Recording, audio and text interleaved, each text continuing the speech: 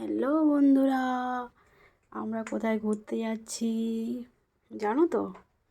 চলো দেখতে থাকো ভিডিওটি। কোথায় ঘুরতে যাচ্ছি তোমাদের বলবো। আমরা বেরিয়ে পড়েছি সবাই মিলে একটু ঘুরতে, তো ভিডিওটা দেখতে থাকো।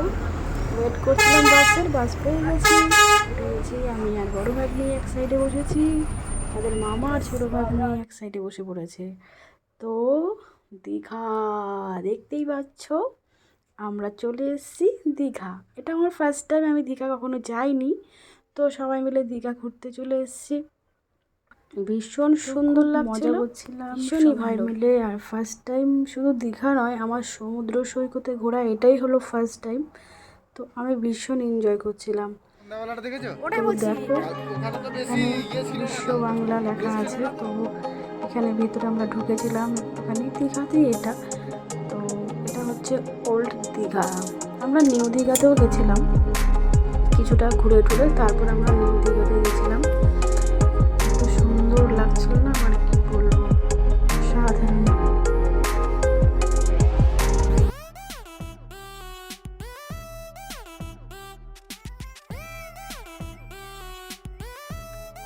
তো বাবু বসে একটু স্টাইল করে নিচ্ছে, প্রচণ্ড পরিমাণে হাওয়া চলছিল সেখানে। তো আমাদের জিনিসপত্র সব তাকে দিয়ে বইছি, একে তো তার গরম লেগে গেছিলো হয়তো জিনিসপত্র নিয়ে হাঁটতে হাঁটতে, তার সঙ্গে একটু স্টাইল করে নিচ্ছে। হাওয়াতে চুলগুলো সব সরে সরে যাচ্ছিলো সে কারণে। তো খুব মজা করছিলাম আমরা তিনজন মিলে। তো কি বলবো, আমরা এভাবে হেঁটে হেঁটে যাচ্ছিলাম, যেতে যেতে আমরা নিউ দীঘাতে পৌঁছে গেছি। তো নিউ দীঘাতে গিয়ে স্নান করেছি। এখানে স্নান মানে পুরো 1.5 ঘন্টা ধরে স্নান করেছি, এত মজা করেছি আমি কি বলবো, মানে অসাধারণ। আমার জীবনে ফার্স্ট টাইম তো এই সমুদ্রে চান করা, উঠতে ইচ্ছা করছিলো না। তারপরে এত ঠান্ডা লাগছিলো, সেই ভিডিও তোমাদের দেখাতে পারলাম না। আমি কেনাকাটা অনেক কিছু করেছি, দেখাতে পারলাম না। তো এখন চলে এসেছি খেতে, কারণ এই লাফাঝাপি করতে করতে প্রচণ্ড পরিমাণে খিদে পেয়ে গেছিলো। তাই চলে গেলাম বিরিয়ানির দোকানে বিরিয়ানি খেতে। অসাধারণ খেতে ছিল। তো মামাজি তো বিরিয়ানি সেরকম খান না, তো নিরামিষ বেশি পছন্দ করেন। তো সে কারণে মামাজি খেয়েছে নিরামিষ থালি, আমরা নিয়েছি বিরিয়ানি। কিন্তু সত্যি বিরিয়ানিটা মানে টেস্ট ছিল। তো সবজি ভাজি নিয়েছে, সেটাও অনেক টেস্টি ছিল বললো। যাই হোক, মানে হোটেলের রান্নাটা ভালোই ছিল। দীঘার কাছাকাছি, দামটা একটু বেশি নিয়েছিল, তবে খাবারগুলো টেস্ট ছিল। তো আর কি খেতে বেরিয়ে বললো আবার হাঁটছি। তো ভাবলাম যে এত তাড়াতাড়ি যখন হয়ে গেল সব কিছু, তো আর কোথায় ঘোরা যাক। সো প্ল্যান করতে করতে হট করে চলে এলো মাথার মধ্যে যে কাছেই নাকি দীঘা সায়েন্স সিটি আছে। তো সায়েন্স সিটি চলে গেলাম আমরা কী করলাম, সায়েন্স সিটির দিকে রওনা দিলাম। যেতে যেতে দেখলাম রাস্তার মধ্যে বেশ সুন্দর ভাজাভুজি শুরু করেছে, নানা রকমের মাছের পকোড়া, এমনকি অক্টোপাস। দেখে প্রচণ্ড ঘৃণা লাগছিল অক্টোপাস, মানে খাবো কি, দেখে এরকম লাগছিল।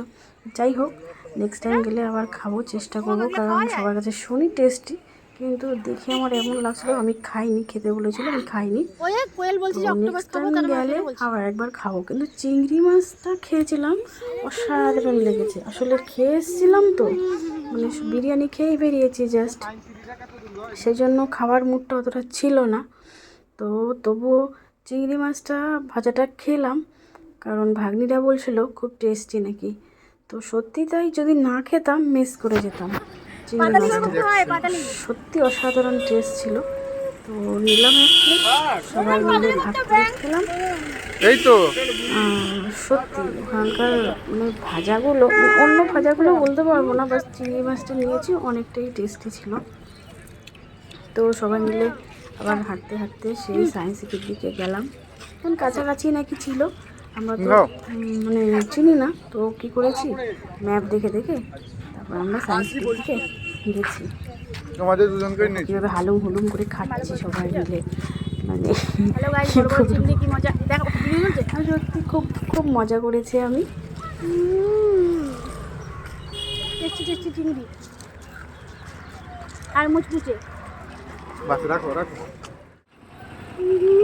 ঘুরতে ঘুরতে আমরা চলে এলাম সায়েন্স সিটিতে, দীঘা বিজ্ঞান মঞ্চ দেখতে পাচ্ছ। তো ঢুকলাম আস্তে আস্তে ভেতরে, কিন্তু এখানে যখন এসেছি তখন আমার শরীরটা খুবই খারাপ লাগছিলো, কারণ অনেকক্ষণ ধরে জলে চান করেছিলাম সেই কারণে। তবু এসছি যখন একটু ঘুরেই যাই, আবার কবে আসবো না আসবো সেই কারণে।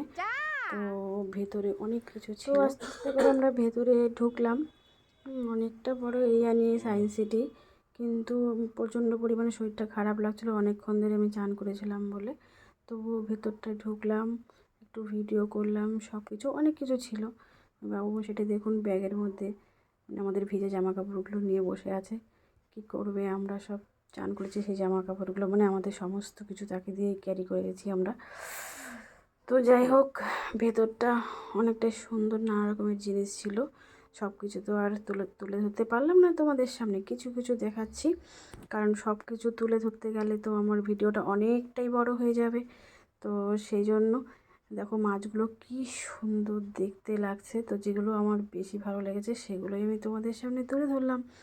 অসাধারণ সুন্দর মাছগুলো দেখো, নানা রকমের মাছ ছিল, আর অনেক কিছু ছিল। পুরো ভিডিওটি আমি এখানেই শেষ করে দেবো, বাকি আর কিছু আমি ক্যামেরাবন্দি করিনি, কারণ শরীরটা আমার প্রচণ্ড খারাপ লাগছিল সেই কারণে। তো এখানেই আজকের জন্য ইতি করলাম, বাই।